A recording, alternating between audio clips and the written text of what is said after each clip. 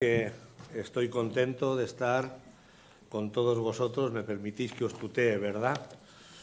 Sois hermanos queridos y la verdad es que estoy contento de estar con todos. Mi esposa me ha dado recuerdos también para todos. Ella también, donde está, tiene su trabajo. Estoy buscando aquí cosas en el teléfono para compartir. Y bueno, la verdad es de que le gustaría ir también a muchos sitios. Me dice, nunca me llevas a los sitios. Pero bueno, es que tampoco somos tantos para podernos dividir, ¿verdad? De manera que, bueno, me ha transmitido los cariños de ella. Y voy a empezar igual que empecé la última vez que os visité, diciendo que empezaba con un aniversario, con algo que hace años se cumplían hoy.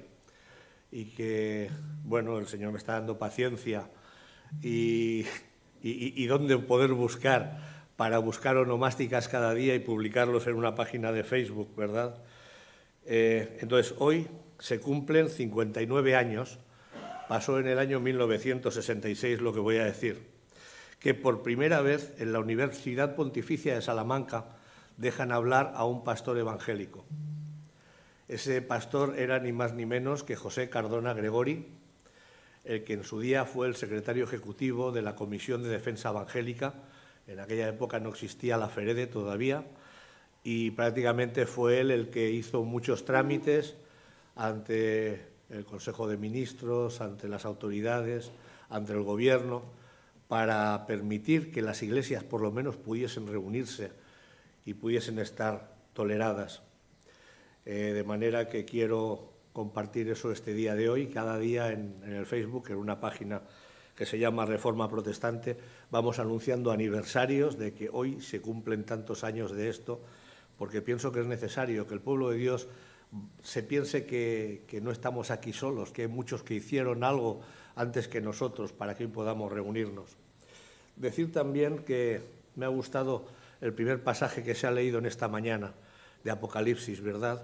Que lloraban porque nadie se atrevía a abrir el libro. Yo no sé cuántos de los que estamos aquí en esta mañana hemos llorado. Yo he llorado muchas veces por causa del Evangelio, por problemas en las iglesias, por situaciones tristes. Y a veces me gustaría hacer como aquellos trabajadores de las empresas, ¿verdad? Que cuando están en jornada laboral dan el callo por todo, pero cuando toca la sirena a la hora de salir se olvidan de la empresa y se olvidan y ya está. Pero cuando eres hijo de Dios, cuando el Señor mora en ti, el Espíritu Santo está en ti, pues eso no puedes decir, ha terminado mi jornada laboral. Aunque cuando terminemos la reunión salgamos por la puerta, no ha terminado nuestra vida como cristiano. Nuestra vida como hijos de Dios continúa y pienso yo que debemos de seguir siendo luz, siendo testimonio y comportándonos como hijos de Dios, ¿verdad? De manera que no debe ser así. Y en esta mañana vamos a ver algo que también alguien ha orado esta mañana y ha comentado, que de eso va a ir el tema del llorar. ¿Os acordáis quién era el profeta llorón? Jeremías, esta mañana lo han comentado, ¿verdad? Pues hablaremos un poco del llorar, ¿verdad? Porque a veces, cuando preparas los mensajes, depende también de tu estado de ánimo. Y claro, mi estado de ánimo no es que esté mal con el Señor, ni mucho menos, pero está triste por muchas cosas que pasan. ¿Cuántas veces hemos llorado por problemas y situaciones? ¿Cuántas veces hemos llorado por los inconversos, por aquellos que se pierden? A veces lloramos por nuestros problemas, por el hermano de la iglesia que está enfermo, porque aquel se ha quedado sin trabajo, o yo, o porque tenemos un problema. Pero ¿cuántas veces hemos llorado por aquellos que no tienen a Cristo? Yo os voy a pedir también oración en esta mañana por algo que está aconteciendo. Por primera vez, me parece que por primera, o por lo menos yo por internet no lo he visto, nuestro hermano Eliseo Pradales siempre nos comunica todo lo que pasa, ¿verdad? Incluso a veces antes de que pase, va a pasar esto. Pero yo aquí os voy a dar algo que me parece que él todavía no ha anunciado, de manera que es una primicia y para mí de mucho cariño. Es de la Asamblea de Hermanos de Coruña. Este año cumple 150 años. Yo a esa iglesia le tengo mucho cariño, porque fue mi casa cuando yo hice el servicio militar ahí en Coruña. Ya no está en el mismo lugar, antes estaba en la calle Panaderas, ahora está en Curros Enríquez. Cuando estuve allí en el mes de marzo del año pasado y en el mes de marzo del anterior, claro, ya muchas caras, ya solo conozco a muy poquitas caras de las que yo conocía. Muchos son nuevos, gracias al Señor, pero muchos otros se han adelantado para estar en su presencia. Pues esa iglesia durante este año va a tener actividades durante los 12 meses, celebrando ese 150 aniversario. De hecho, el domingo pasado empezaron con una reunión donde presidió nuestro hermano Timoteo Figueiredo y estuvo predicando, y en el debate en el coloquio estuvo Samuel Pérez Millos y estuvo el hermano que hizo el sello evangélico, José Luis Fernández Carnicero. Se van a presentar 2 exposiciones de este hermano, una de los colportores, otra sobre libros raros, curiosos y peligrosos de aquella época, censurados por la censura, ¿verdad?, que eran libros y revistas evangélicos. Además, una exposición muy curiosa porque empieza con libros de masonería, de manera que eso atrae a la gente inconversa, ¿verdad? Si solamente fuesen libros evangélicos, pues la gente ya ni entraría, pero la verdad es de que van a tener actividades, el coro gospel, diferentes actividades durante todo el año, de manera que yo os pido que oréis por esas actividades y por ese 150 aniversario. Y ya sin más vamos a ir a la Escritura y habremos a abrir el libro en el libro del profeta Llorón, Jeremías capítulo 20, versículo 7 en adelante, los 3 primeros versículos. Dice así: Me sedujiste, Señor, y yo me dejé seducir. Más fuerte fuiste que yo y me venciste. Todo el mundo se burla de mí, se ríen de mí todo el tiempo. Cada vez que hablo es para gritar violencia, violencia, pero eso, la palabra del Señor, no deja de ser para mí un oprobio y una burla. Si digo, no me acordaré más de él, ni hablaré más de su nombre, entonces la palabra en mi interior se vuelve un fuego ardiente que me cala los huesos. He hecho todo lo posible por contenderla, pero no puedo más. Dice así la palabra del Señor en el libro Jeremías. Yo me vais a permitir, que por mi vista tengo que usar gafas, y además las notas las llevo en letra un poco más grande, ventajas de los ordenadores para poder leer. Me gustaría compartir en esta mañana este pasaje. Aquí vemos a Jeremías como un profeta más del Antiguo Testamento que es llamado para predicar el Evangelio con esa lucha incesante. Jeremías consume su vida batallando, testificando, de manera que en los versículos que hemos leído prácticamente dice, ya no puedo más. Los profetas en la antigüedad eran perseguidos, no se les hacía casos, se les hacía burlas, se les menospreciaba, no eran comprendidos, veían que lo que ellos hacían no veían fruto, eran encarnecidos, condenados. Sin embargo, Jeremías persiste en su tarea, continúa. Y yo me pregunto, ¿qué era Elías? ¿Un héroe? ¿Un tonto? ¿Un sabio? ¿Un santo? Pues yo diría que Jeremías fue un héroe y un santo de Dios. Y vais a ver por qué lo digo. Un hombre al que se le adhirió Dios de una manera que prácticamente estuvo sometido a él. Fijaos en el pasaje que hemos leído. Decía, he hecho todo lo posible para contenderla y ya no puedo más. No me acordaré más de él ni hablaré. O sea, ya Jeremías estaba harto. Estaba, como hoy decíamos, por colgar los hábitos o por tirar la toalla, ¿verdad? Ya no quería hacer más de aquello que el Señor había puesto en su vida. Pero aquel momento debió de ser una lucha para él. La grandeza de Dios a Jeremías le anonadaba. Su majestad le humillaba, no lo entendía. Su gloria lo alucinaba. Su potencia lo rendía delante de él. Y de manera que Jeremías tiene que decir, ya no puedo más, pero hay un fuego en su interior. Vamos en esta mañana a hablar de ese fuego. En algún momento debió ser muy terrible para el profeta Jeremías de tratar de sacudir ese yugo y decir, ya no me acordaré más de Dios, ya no hablaré más de Dios porque esto es imposible, ya no puedo más. Y así se acabará la afrenta y los problemas que tengo con los que me rodean.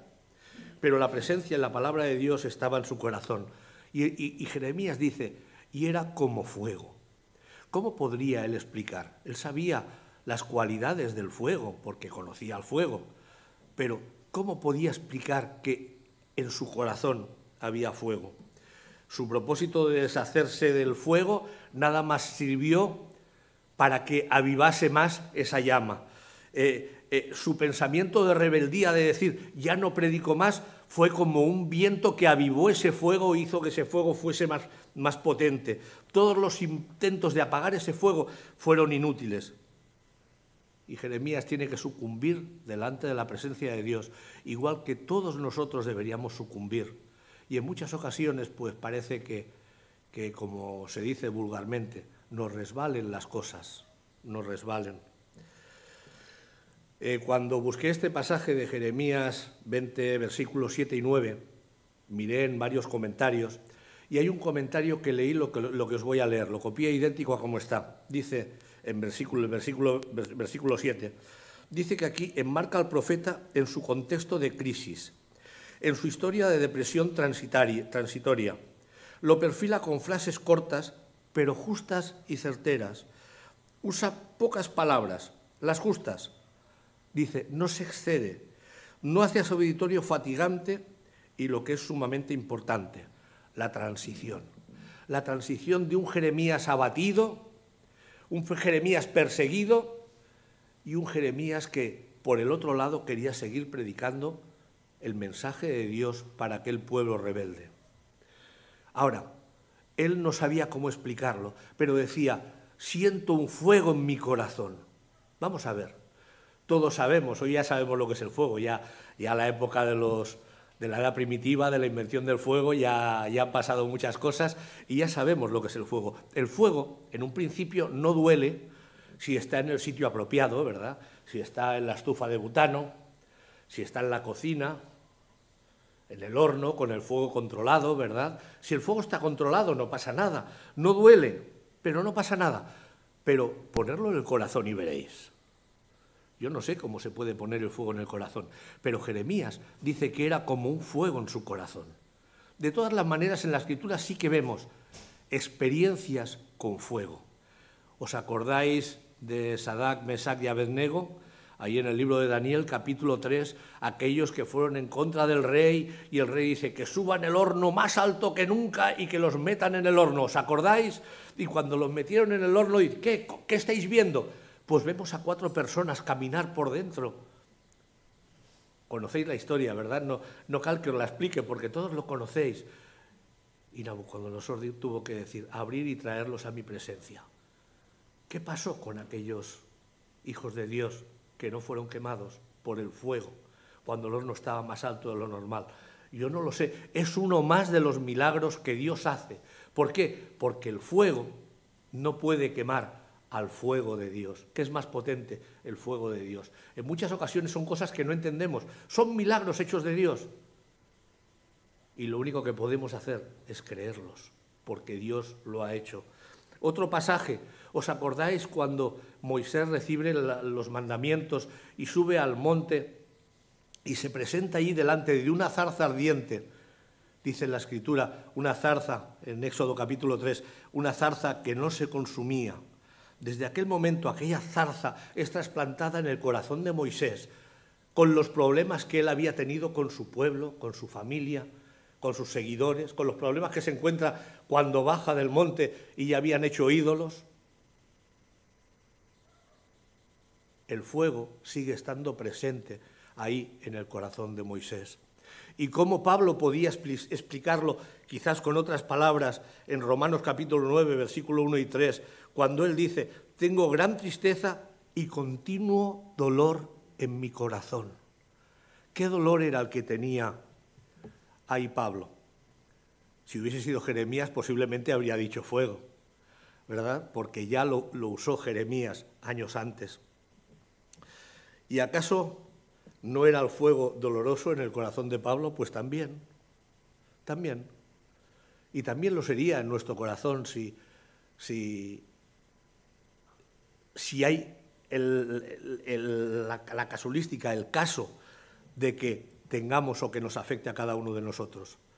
Antes os hablaba, cuando he empezado, os hablaba de este hermano, José Cardona Gregori.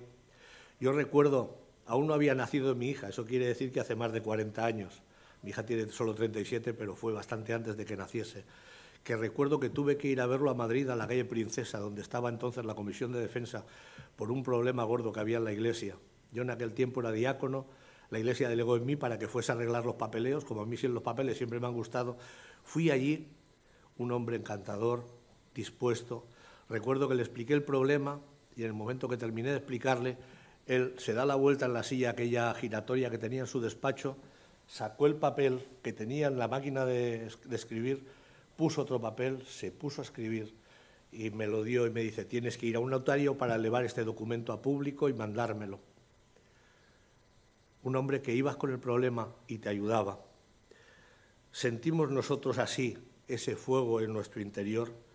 ¿Por qué hemos tenido más éxito que Jeremías? Quizás porque cuando hemos notado ese problema en nuestro interior, un problema que nos afecta posiblemente espiritualmente, lo que hemos hecho es echar arena encima o agua y bueno, pues el domingo ya volverá a la iglesia.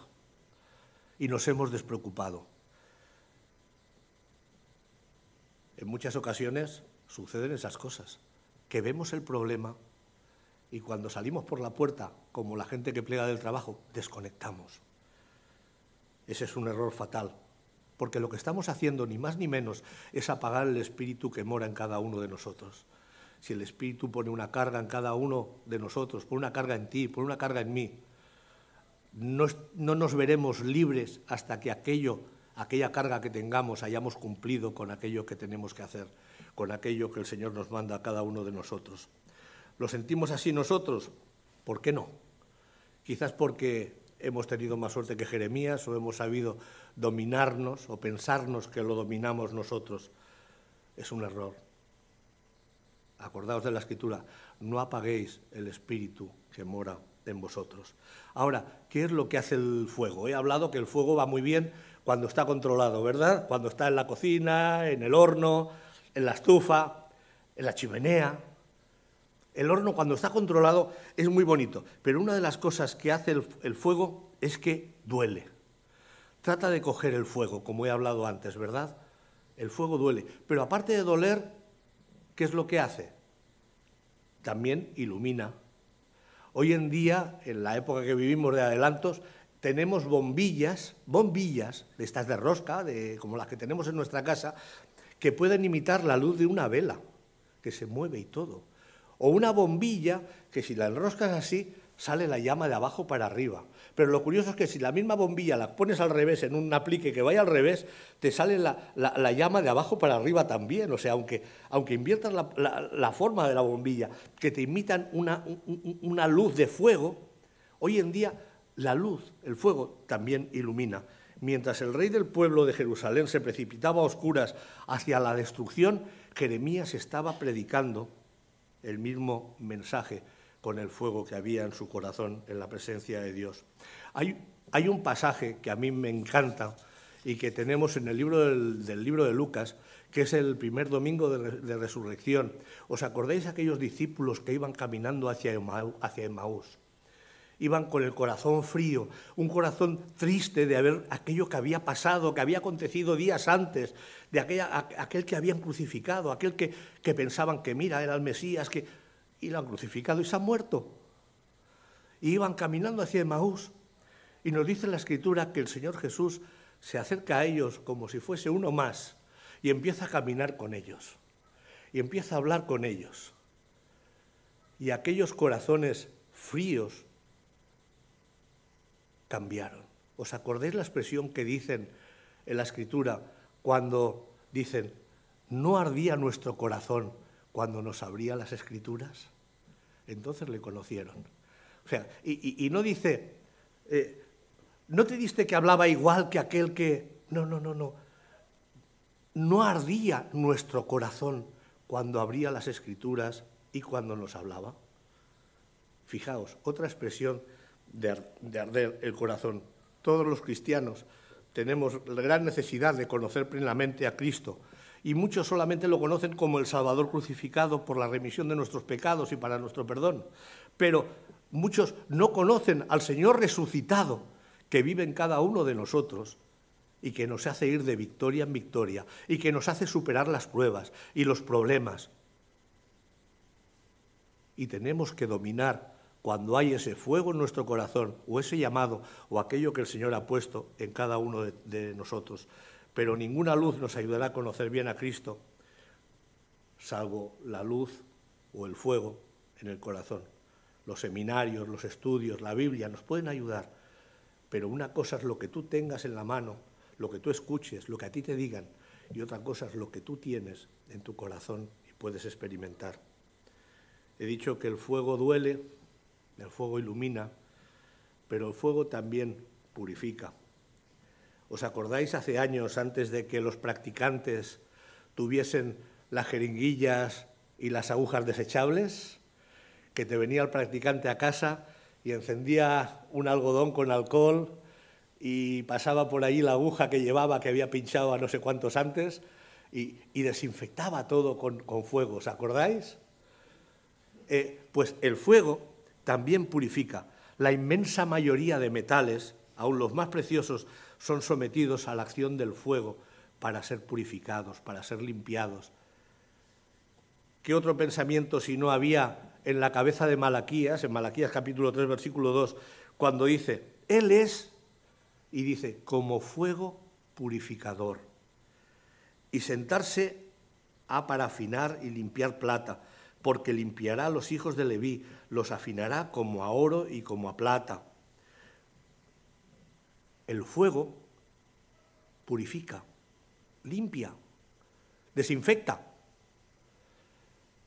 Cuando un pecador se convierte, nos dice la Escritura que Cristo limpia todos sus pecados pasados. Pero también la Escritura nos advierte que hay mucha cosa que queda, mucha morralla, mucha suciedad en su corazón de su vida pasada, que tiene que ir limpiando, ¿verdad? Que tiene que ir limpiando, porque dice la Escritura también que sin santidad nadie verá al Señor. Pero aquel que ha vivido, como dice Gálatas 5, de 19 al 21, que hay inmundicia, idolatría, hechicería, enemistades, pleitos, iras, contiendas, envidias, esas cosas se han de ir limpiando. Y eso es lo que hace la palabra de Dios, y eso es lo que hace el fuego, ir limpiando. Todo eso se ha de ir eliminando.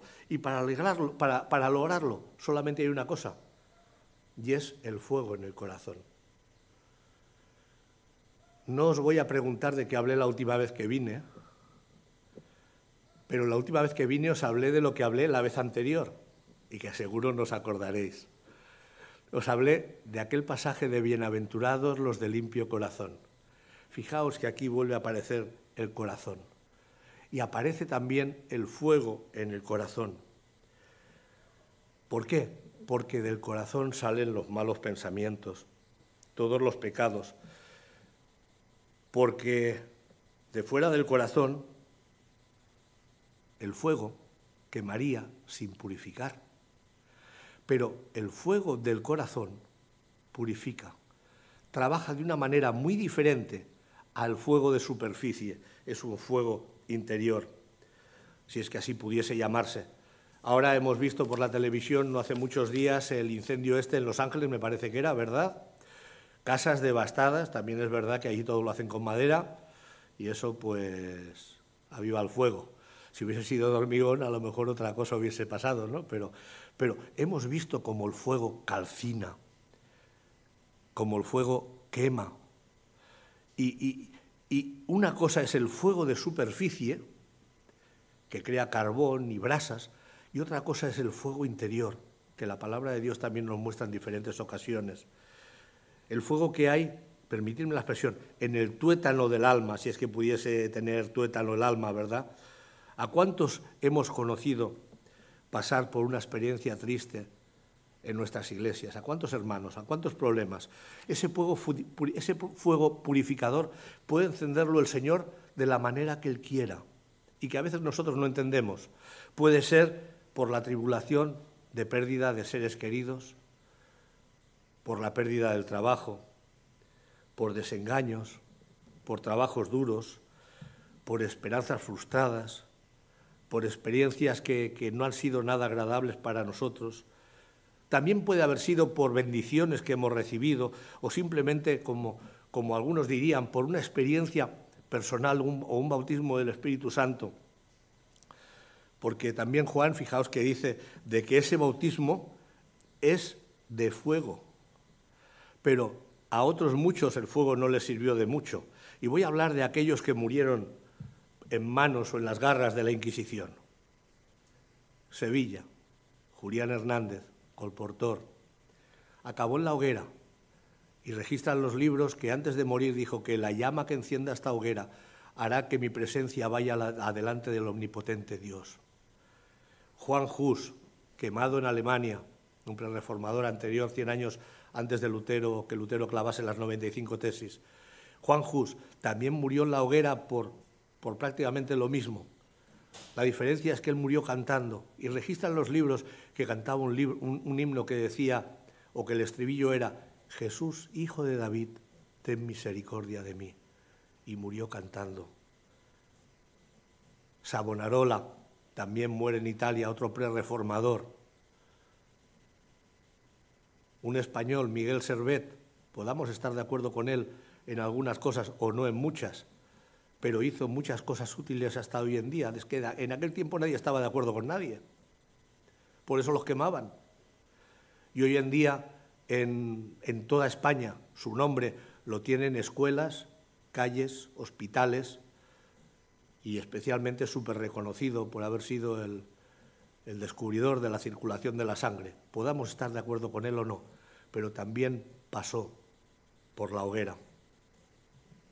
Para que veáis, el fuego ha servido para destruir, pero ha servido para que hermanos que nos precedieron acabasen en la presencia del Señor, unos cantando, otros con la seguridad que el fuego que encienda esta llama, la llama que encienda esta hoguera, me va a llevar ante la presencia del omnipotente Dios. ¿A quién se le ocurre decir esas palabras cuando está a minutos de ser achicharrado? Cuesta creerlo. Para que veáis, el fuego purifica, el fuego purifica. He dicho que duele, que ilumina, que purifica, pero también hace otra cosa el fuego. El fuego fortalece. Fortaleció la fe de esos que murieron en la hoguera. Dios puso a Jeremías al frente de un pueblo que se burlaba de él. Pero fijaos lo que dice Jeremías capítulo 1, versículo 18. Capítulo 1, versículo 18. Dice que puso a Jeremías, dice, como muro de bronce. ¿Sabéis el bronce por qué es conocido? Por su dureza, por su robustez. Igual que otros muchos metales son conocidos porque son muy fuertes, pero si nos damos cuenta, esa fortaleza del bronce no es pura del bronce, porque el bronce en sí no existe. El bronce es una aleación de cobre y estaño. O sea, es una aleación de dos metales relativamente blandos. Y hay otros metales superduros que son aleaciones de metales blandos, pero que juntos se vuelven durísimos. Ahí está hablando en Jeremías 1:18 que lo puso como muro de bronce. Un muro, no dice un muro de estaño ni un muro de hojalata. Está mencionando un metal bien fuerte. A veces rechazamos el panteísmo que confunde el universo con el creador del universo, unificándolo todo en una misma cosa. Pero admitimos la más dulce de las realidades que el hombre puede experimentar, que es una comunión íntima con Dios. Aquellos que hemos nacido de nuevo entendemos eso, la comunión íntima con Dios, de Dios en nosotros, una compenetración recíproca que el mismo apóstol Pablo menciona, donde dice estar en Cristo y Cristo en nosotros. Y en aquel otro pasaje que también cantamos en muchas ocasiones en algunos himnos, ¿os acordáis? Y si vivimos, para Él vivimos. Y si morimos, para Él morimos. Así pues, sea que vivamos o que muramos, del Señor somos.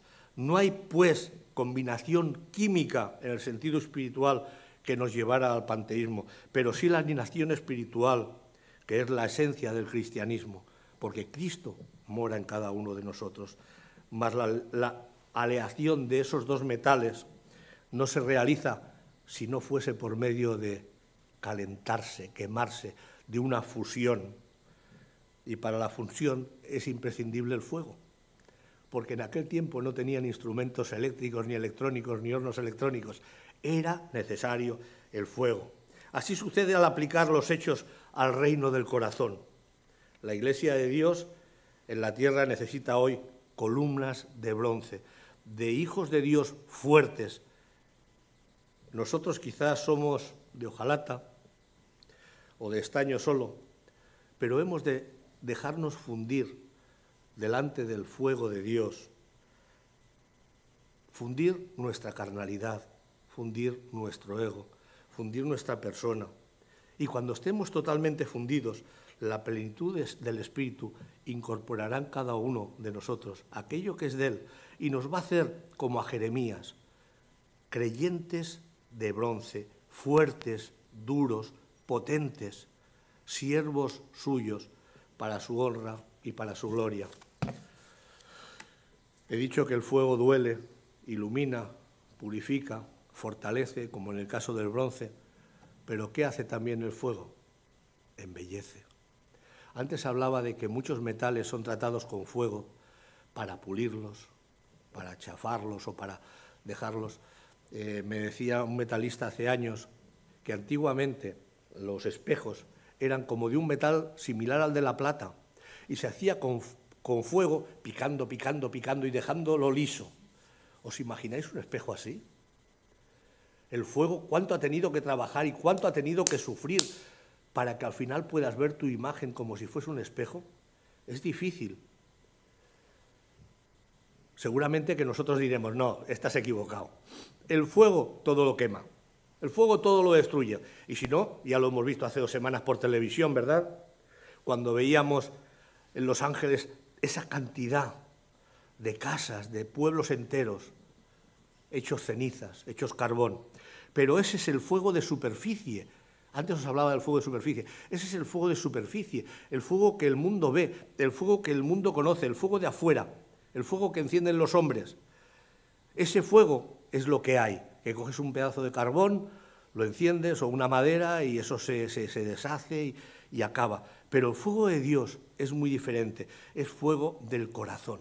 ¿Sabéis lo que hace Dios con el fuego interior? ¿Sabéis lo que pasa en el interior del planeta Tierra con el carbón? ¿Sabéis lo que son los diamantes? Unas piedras preciosas. ¿Sabéis que esos son carbones sometidos a altas temperaturas?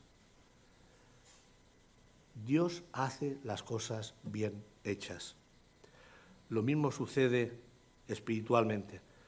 Al hablar de fuego solamente pensamos en el fuego exterior, pero está visto que Dios, con el fuego interior, puede hacer maravillas y crear verdaderas joyas. El fuego de Dios en el corazón del alma va transformándolo y va haciendo nuestra vida mucho más bella y un verdadero diamante un verdadero creyente para su honra, para su gloria, para su servicio, para hacer algo que otros no hacen. ¿Por qué? Porque apagan ese fuego interior. Las llamas ardientes de las pasiones de los hombres abrasaron en cierto tiempo a aquella samaritana que fue a buscar agua al pozo. Recordáis la historia, ¿verdad? Pero llega el Señor Jesús y le da unas palabras y aquella mujer que era, por decirlo de alguna manera, carbón, estaba quemada, pasa a ser algo, una piedra preciosa a los ojos de los hombres de manera espiritual, de manera que hoy todavía se sigue usando ese pasaje para que muchas personas sean guías espirituales en la obra de Dios. Yo no sé si en esta mañana habrá alguna persona que todavía no tenga a Cristo en su vida o que no haya dado ese paso de decir a Cristo que entre en él, pero si hubiese alguien que no es del Señor todavía, ¿no te gustaría que Dios ardiese dentro de ti y te hiciese ver las cosas de otra manera para poder servirle, para que te hiciese fuerte como bronce, para que pudiese trabajarte, para que pudiese moldearte, para que pudiese servirte? También la mayoría, muchos los conozco de hace tiempo, ¿verdad? Somos creyentes de hace tiempo, pero a veces tratamos de dormir nuestro corazón, o cuando tenemos algún problema o alguna necesidad, bueno, ya se arreglará. Y echamos agua, tierra sobre las brasas, y aunque no seamos fuego, porque lo tenemos ahí tapado, tampoco damos luz, ni tenemos fuente purificadora, ni tenemos una calor de una fusión que pueda endurecernos, ni nos puede hacer como el diamante o como una piedra preciosa, mucho menos esa alta temperatura que se requiere para obtener diamantes. El fuego de Jeremías era ardiente, ardía como llama irresistible, y en medio de un dolor tremendo, como él decía. Quería dejarlo todo, pero decía, Dios está en mí, no puedo. Si Dios está en ti, tampoco podrás dejar que Él obre en cada una de tus vidas, en tu vida, en tu necesidad, en tu trabajo, en tu familia, en todo ellos. ¿No querrías tú imitar a Isaías? En muchas ocasiones, y me parece que lo habré dicho aquí en alguna ocasión, porque lo digo siempre, cuando nos encontramos los creyentes y salen las preguntas, ¿verdad? ¿Cómo estás? ¿Cómo va todo? Estamos siempre escuchando aquella frase que es muy bonita, ¿verdad? Todo va bien. Todo va bien. Si escuchamos esa frase es porque algo no va bien. Porque si eres hijo de Dios, si eres fiel, si tratas de servirle, si quieres agradarle, Satanás te va a poner tropiezo.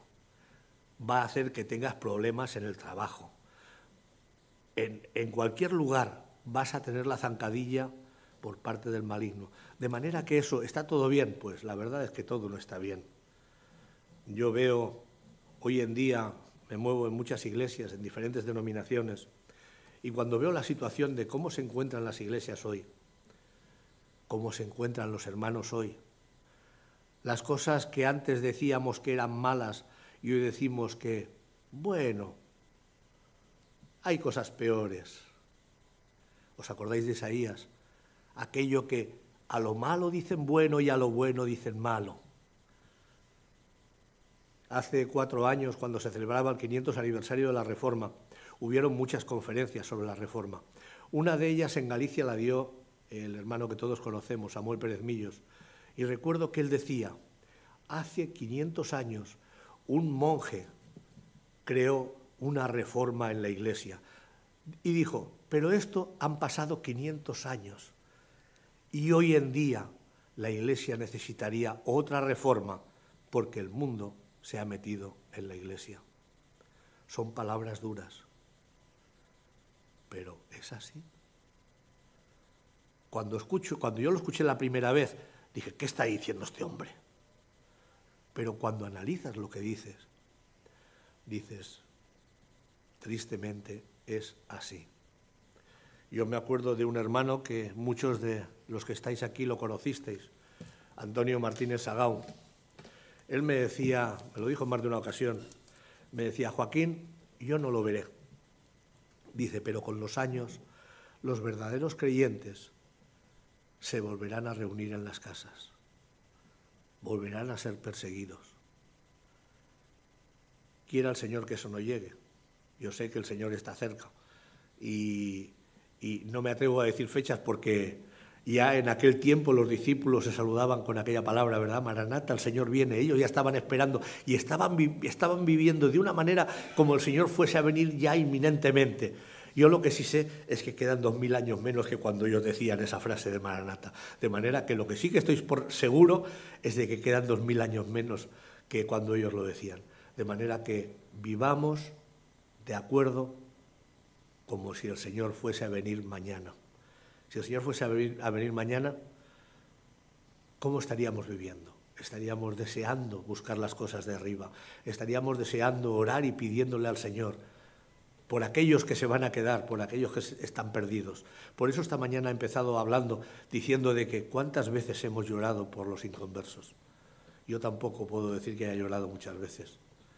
Es una cosa que, claro, están inconversos y ahí están, pero tenemos que ir y hablarles.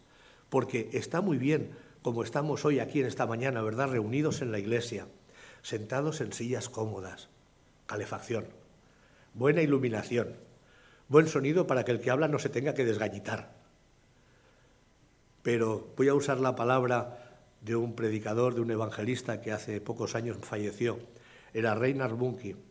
Él decía que es más importante la instalación de la iglesia. La instalación ya os he dicho que es muy buena, calefacción, no entra el frío de la calle, está a la puerta, la iluminación, el sonido, una pantalla grande para poder tener los himnarios y no tener que manejar papeles. ¿Qué es mejor, la instalación o el propósito? Hemos escuchado esta mañana por aquí, hemos visto una canción, ¿verdad?, en vídeo, que nos hablaba del propósito de la iglesia. La iglesia es un hospital para pecadores, es un sitio de recogida. Decía la canción, donde vayamos y estemos a gustos. ¿Dónde estamos mejor que en comunión con el Señor y con los hermanos? Hermanos, que no apaguemos ese fuego que un día recibimos de parte de Dios, que sepamos dejar el Espíritu de Dios trabajar en nosotros y que podamos ser como Jeremías, figuras de bronce que hemos soportado, que soportaremos muchas más cosas de las que nos están pasando, pero que todo sea para la gloria y para la honra de Dios. Que Él nos bendiga.